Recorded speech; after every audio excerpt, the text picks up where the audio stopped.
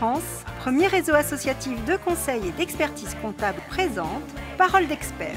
Serre France, c'est bien plus que de la comptabilité, c'est du conseil.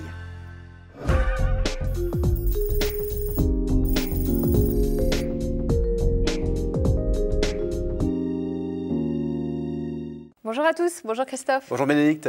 La question du prix de vente est souvent au cœur des préoccupations du chef d'entreprise. Comment définir ce prix? Quelle méthode rationnelle utiliser? En fait, cet exercice peut vite devenir un casse-tête. C'est pourquoi nous vous proposons une recette simple et pratique pour vous aider dans cette réflexion.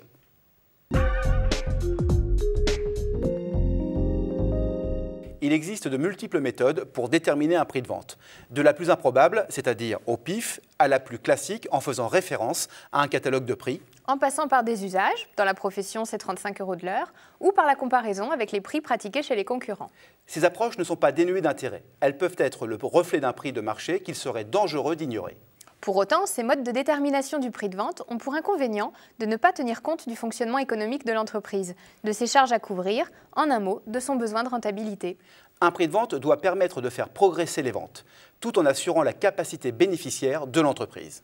Évident, mais concrètement, comment s'y prendre ? À l'image d'une recette de cuisine, plusieurs étapes et de multiples ingrédients devront être utilisés, mélangés, transformés pour atteindre le résultat escompté.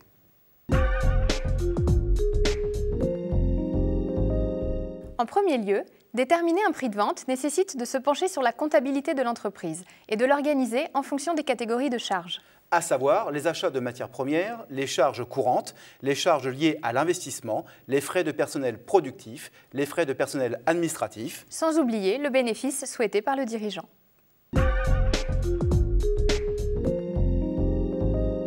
Dans la continuité, définissez le coefficient de frais généraux. Pour cela, il faut additionner les charges courantes, les charges d'investissement, les frais de personnel administratif et les bénéfices. Et diviser l'ensemble par la somme des achats de matières premières, plus les frais de personnel de production, et rajouter 1 au résultat obtenu. Une fois ce retraitement accompli, laissez reposer quelques instants.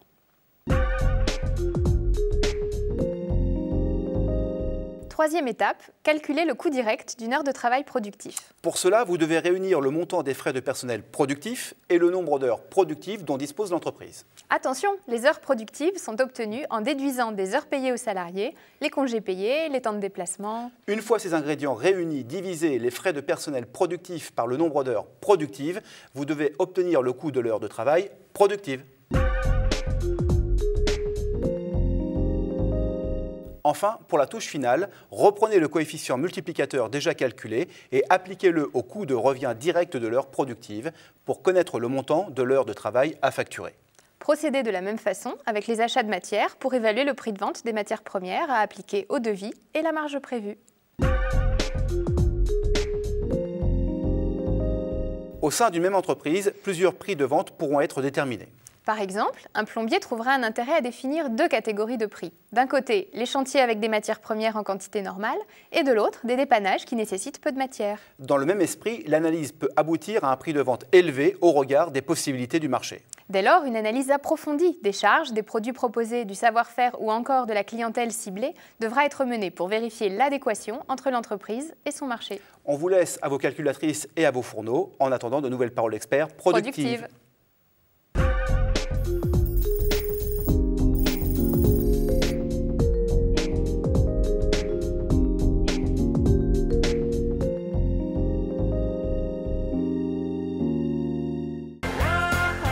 Serre France, premier réseau associatif de conseil et d'expertise comptable, vous a présenté Parole d'expert. Serre France, c'est bien plus que de la comptabilité, c'est du conseil.